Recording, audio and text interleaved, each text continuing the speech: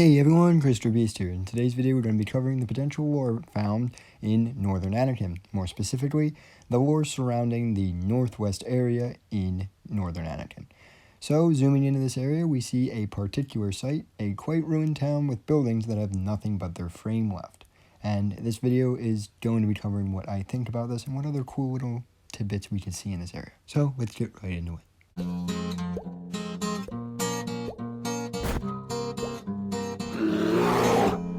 First observation one can make is the state of these ruined buildings. These are the same buildings we see in Sawmill. However, unlike their Sawmill counterparts, these are noticeably darker with a char-like burn on it that makes it have this darker appearance. Moving from here, we can look at the POI's name. And while I can't exactly translate what that means, it is basically an oil company. With this understanding, perhaps we can begin to figure out what happened here.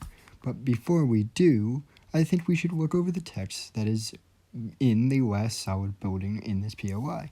And it's here that we find something particularly interesting to look at. In the small second-story room, we see a phone, a desk, two pieces of writing on the wall, and a large red X on the door. So let's start translating the text. One of them translates to people inside, a clear statement that seems to suggest that beyond this red door at one point there were still some survivors. The other text is, don't trust the radio. Decoding all this leaves nothing but questions. Questions I will attempt to answer. Starting with the POI's name, this is a whaling company, which means its job was to hunt whales and collect their oil. Next, we must consider the climate that Norway is in at the point of the nuclear annihilation. Norway is under invasion of hostile Soviet troops. The Soviets need resources to continue the war effort, as do the Allied powers. However, this oil company likely wouldn't want to get in the middle of the war. While they could make massive profits, if they choose the wrong side, they would most likely be completely annihilated later. So they chose to simply destroy their product to keep it from being something both sides wanted to fight over. But there's a small issue with that conclusion, and that's the general lack of battles or occupying forces on Anniken, which leads to the conclusion that Anniken is too far away from the warpath to actually have this worry. So we switch back over to a new conclusion.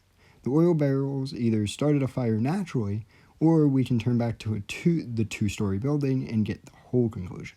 The message, don't trust the radio, seems to allude at Ada, the radio lady.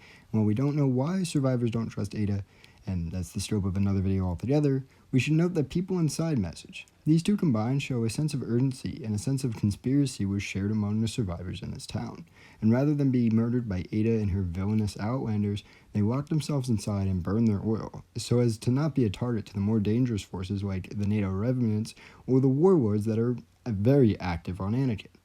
There is one last thing we can note. On the walls of this building, a tally on the opposite wall is shown, a tally that seems to be counting days as evidenced by the months that are shown above this tally. The days count in groups of 6 and count up to March 28th. Sadly, I have no clue what this date can mean, but it is certainly interesting. So, in conclusion, we find a story of conspiracy being pushed to its limit, and ultimately it causing destruction. While they likely died from the grand first radiation wave, there is a possibility that these survivors still live, which in that case would raise an interesting option for an NPC later.